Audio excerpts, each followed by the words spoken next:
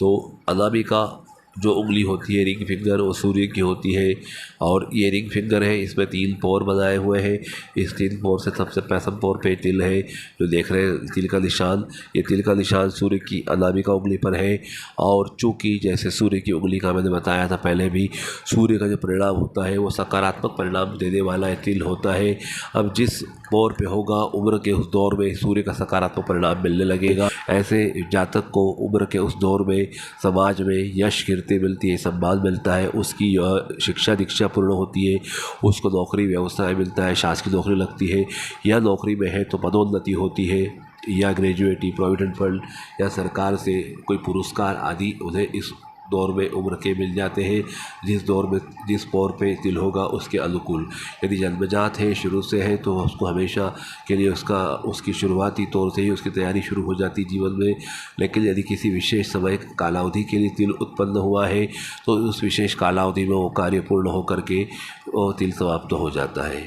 इस प्रकार से सूर्य के होने से उसके पुण्य बढ़ते हैं, उसकी अच्छाई बढ़ती है, उसका आत्मबल बढ़ता है, और उसके ऊपर उसके पितरों की विशेष कृपा होती है।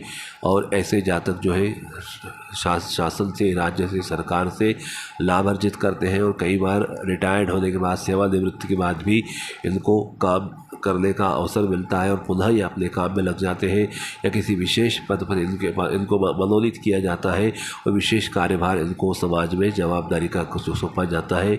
ऐसा सूर्य पर्वत पे जो तिल का परिणाम बताया गया है।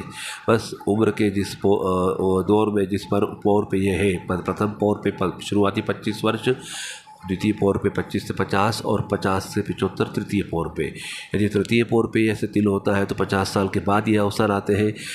दूसरे पौर पे होता है तो 25 से 50 के बीच आते हैं, और पहले पौर पे होता है तो शुरुआती 25 साल के अंदर ही जातक अपनी जो है शिक्षा दीक्षा पूरी करके शासकीय सेवा में या अच्छे व्यवसाय में जा कर के स्टेबल होता है, स्थापित होता है, और जीवन सुख से व्यतीत करता है। ये हुआ सूर्य पर्वत का।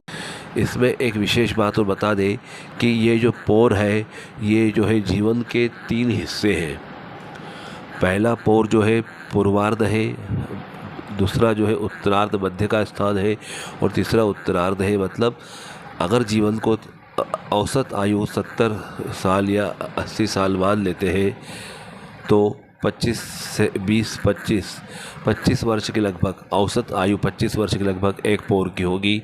25, 50 और 25, 75 इस प्रकार जीवन के 3 भाग इस उंगलियों से होते हैं।